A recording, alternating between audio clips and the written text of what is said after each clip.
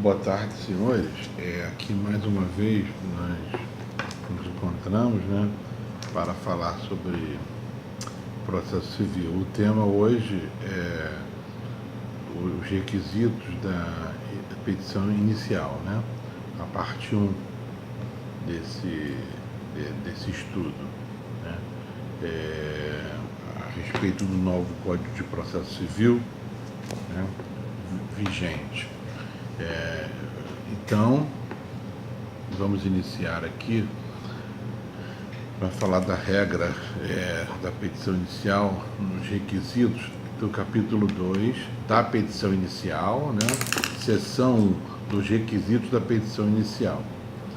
Então, ela está na regra, né? Está positivada na regra do artigo 319 desse novo diploma legal.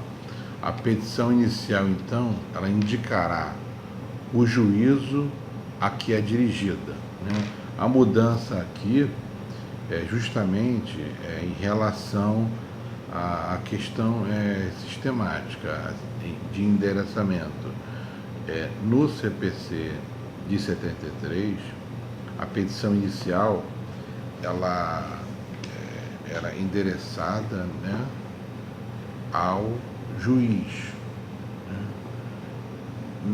De qualquer maneira, mesmo que o endereçamento ao juiz, hoje lê-se juízo, né?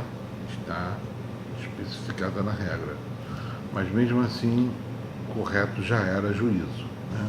Então lá no endereçamento, né, sempre endereçar ao juízo, né? Ao juízo de direito, né? Um juízo federal, civil, né? Por exemplo. Então, a petição inicial, esses requisitos estão dispostos na regra do artigo 319, né? Então, o juízo a que é dirigido. Então, a mudança seria isso, né? O juízo que é dirigido. Então, no caso, ao juízo especificar, né? Porque antes era juiz ou tribunal a que é dirigido. O juiz ou tribunal. Então, agora é juízo. Ao juízo, né? Ao juízo de primeiro grau, ao juízo de segundo grau, né? Ou os tribunais superiores, né? O Supremo Tribunal Federal e o Superior Tribunal de Justiça, né? Então, inciso 1 do artigo 319. Bom, aqui então passamos para o inciso 2 do artigo 319, os requisitos da petição inicial.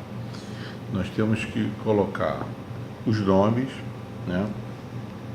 Os nomes de quem? Do demandante, né? Aqui não estamos falando ainda em demandante e demandado. Então, os nomes do demandante, né? O nome, os prenomes, o estado civil, né? Aqui, uma outra mudança, a existência de união estável, né? Essa foi a modificação feita no CPC de 2015, né? Porque não tinha essa regra, era se tiver união estável, colocar, né, que o demandante, né, a união estável, né, o demandante ou se souber do demandado. A profissão, a profissão, né, isso já não tem nenhuma novidade nos requisitos da petição inicial. O número do cadastro de pessoas físicas, né, no caso o CPF, né, CPF aqui do demandante, né, e do demandado, né, ou o Cadastro Nacional de Pessoas Jurídicas, o CNPJ. Né?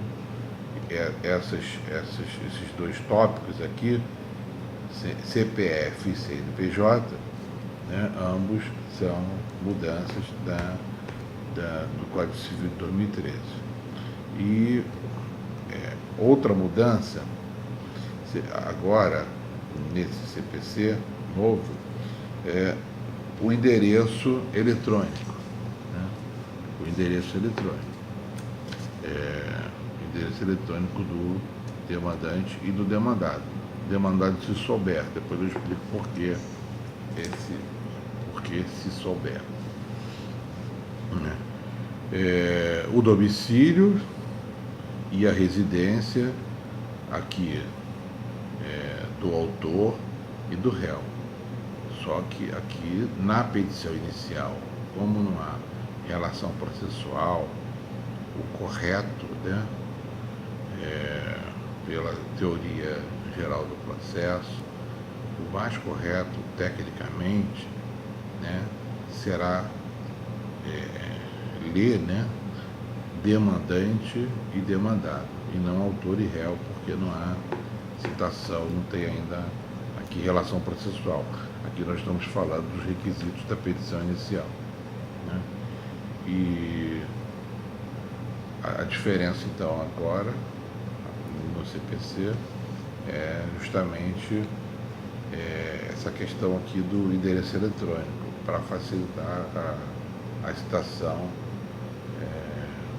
por e-mail, né? Que é prevista no novo CPC. Bom, então, nós estamos falando aqui da regra do artigo 319 do novo Código de Processo Civil, que são os requisitos da petição inicial. Né? Vamos passar aqui para o inciso 3, né?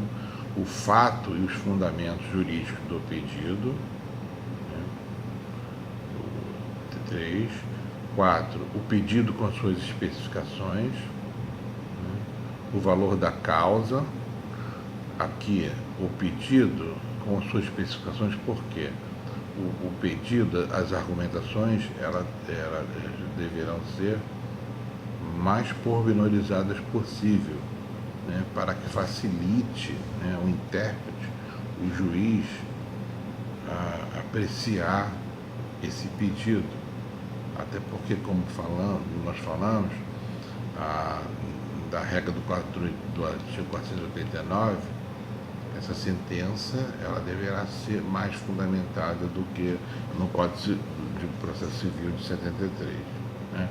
Então, por isso, as argumentações na petição inicial, elas deverão ser muito mais elaboradas do que antes.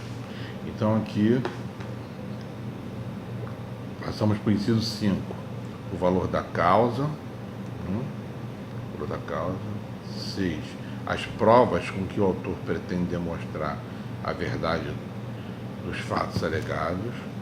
Né? A opção do autor outra mudança aqui também. A opção do autor, no caso, a opção do demandante, pela realização ou não de audiência de conciliação ou de mediação. E é um requisito da petição inicial hoje. Colocar na petição inicial que o demandante, né, fará a opção, né, por ocasião da petição inicial, da audiência de conciliação. Tá? Depois passamos aqui, parágrafo 1º, caso não disponha das informações previstas no inciso 2, essa é uma outra questão muito importante aqui. Inciso 2, que está lá, né, aqueles requisitos, né, que são os nomes, os prenomes, estado civil. Por quê?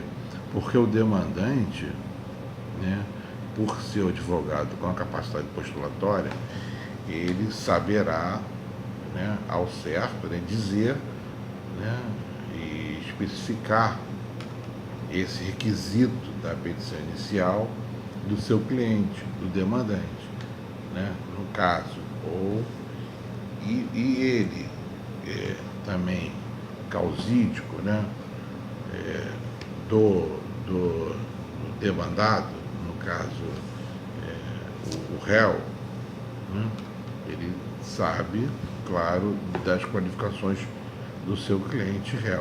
Mas na petição inicial, o demandante, por seu advogado, ele pode não saber as qualificações e por isso não cumprir o requisito do inciso 2 do artigo 319 do novo CPC, né? Então, caso não saiba, aqui, ó, isso está no parágrafo 3º, né, do artigo 319, que diz, né, a petição inicial ela não será indeferida pelo não atendimento ao disposto do inciso 2, né, deste artigo, se a obtenção de tais informações tornar impossível ou excessivamente oneroso o acesso à justiça. O que o legislador aqui do novo Código de Processo Civil, nessa regra, é que facilite ao acesso à justiça. Como eu falei, esse acesso tem que ter deve ser, né, o maior possível ao jurisdicionado, né? Porque, de acordo com a nossa Constituição da República, a jurisdição, né, ela a jurisdição, a prestação jurisdicional e o acesso à justiça é um dever do Estado. O Estado não faz favor ao prestar jurisdição. Ele tem o dever, né, de facilitar a justiça. E hoje há regras no Código de Processo Civil para que esse acesso à justiça seja facilitado, né? Então, na própria petição inicial, né, o demandante, né, por seu advogado, né, advogado lato sensu, né, por seu membro do Ministério Público, Defensoria Pública, né, procurador, né, do Estado e outros, ele terá que colocar na petição inicial que não tem as condições de fornecer ao juízo, né, essas informações e, portanto, não tem como cumprir essa regra do inciso 2 do artigo 319 do novo CPC, né? E nem por isso ele será penado, né, com o indeferimento da sua petição inicial, né? Ele terá oportunidade, né? Então, ele terá a oportunidade e também exigir do Estado que o Estado facilite esse acesso à justiça, dando condições a isso, não é? De cumprir justamente essa regra que está exposta no inciso 2 do artigo 319 do CPC. Então, ele pede para que o juiz oficie, né, aos diversos órgãos, né, para que ele consiga completar ou emendar essa petição inicial, né? Bom, a petição inicial será instruída no artigo 320, né, do Código de Processo Civil Novo, né? A petição inicial será instruída com os documentos indispensáveis à propositura da ação. No caso aqui, propositura da demanda, né? Aqui propõe a demanda. O demandante propõe uma demanda, né? A demanda, que quer dizer, que é sinônimo, que quer dizer pretensão, né? Então, a petição inicial, ela será instruída com os documentos indispensáveis à propositura da demanda, né? Aqui está, na regra do 320, a petição inicial será instruída com os documentos indispensáveis à propositura da ação, mas lê-se demanda, né? Então, na regra do artigo 321, ainda sobre a petição inicial, o juiz, ao verificar que a petição inicial não preenche requisitos do artigo 319 e artigo 320, né, ou que apresenta defeitos e irregularidades capazes de dificultar o julgamento de mérito, porque, como eu falei nos encontros anteriores, o intérprete, o juiz, ele e o Estado, o juiz, o que quer, o que se preconiza hoje é que se aprecie o mérito, né? Pelo menos tente, no máximo, a apreciação desse mérito, né? Então, aqui, ou que apresente defeitos, né, na petição inicial, irregularidades capazes de dificultar o julgamento do mérito, né, o juiz determinará que o autor, o demandante, né, no prazo de 15 dias, essa é uma mudança, esse prazo ele foi alterado, né, o prazo aqui é maior. Antes, a emenda ou a complementação da petição inicial, no Código de 73, era realizada em até 10 dias. Hoje, o prazo é de até 15 dias. Né? A emenda ou a complete, né? Indicando com precisão o que deve ser corrigido ou completado. Tá? Antes, o juízo determinava que o demandante, né, ele completasse ou emendasse a petição inicial, só que o juízo não tinha a obrigação, como tem hoje, de dizer, de mencionar, né, com precisão que deve ser corrigido, porque isso causava muita dificuldade, né, ao advogado, principalmente, de verificar o que seria, né, corrigido, completado ou emendado. Então, hoje é uma obrigação do juiz fazer isso, né? Bom, e ainda aqui o parágrafo único do artigo 321. Se o autor não cumprir a diligência, o juiz indeferirá a petição inicial. Tá? Indeferirá a petição inicial. Ele tem um prazo, existe uma regra para ser cumprida aqui no prazo de 15 dias. Se não emendar ou completar em 15 dias, o juízo ele indeferirá a petição inicial. Tá? Essa primeira parte aqui, sobre os requisitos da petição inicial, né? Então, aqui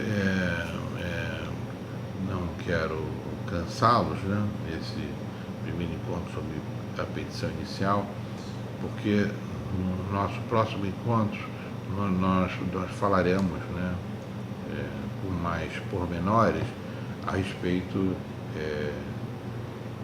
desses requisitos do artigo 319, do artigo 320 do Código de Processo Civil, especificamente dos fatos, dos fundamentos jurídicos, né, e o pedido, né, com as suas especificações, valor da causa, as provas, né, falaremos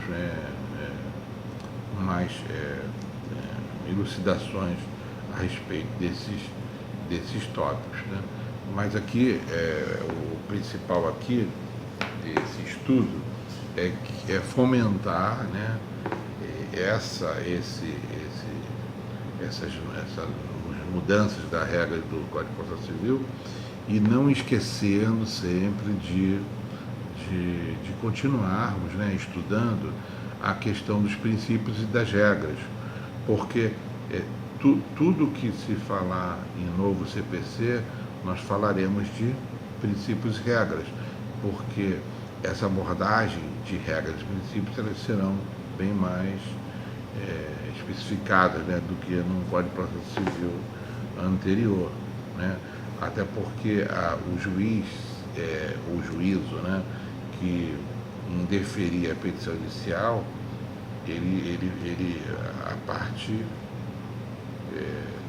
no caso demandada, né, ela será intimada sobre esse indeferimento dessa petição inicial.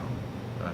Então aqui, nesse primeiro encontro, né, acredito ser bastante, e espero que os senhores, né, vocês, né, continuem estudando aqui o novo CPC para que tenhamos uma abordagem, né, sempre de uma forma mais elaborada dessas novas regras a que estamos sujeitos, como eu como advogado, né, e todos que fazem parte desse processo, né, as partes, né, o juiz, o Ministério Público, a Defensoria, entendeu? Todos fazem parte desse conjunto, né? Então, espero que todos continuem a estudar. Então, aqui eu aguardo vocês num próximo encontro. Eu continuarei falando da petição inicial, e algumas pessoas estão pedindo para que, algumas pessoas no canal, né, pedem para que eu fale dos honorários advocatícios, né? Eu já também fiquei de conversar a respeito dos embargos, das mudanças dos embargos de declaração, da oposição de embargos de declaração, né?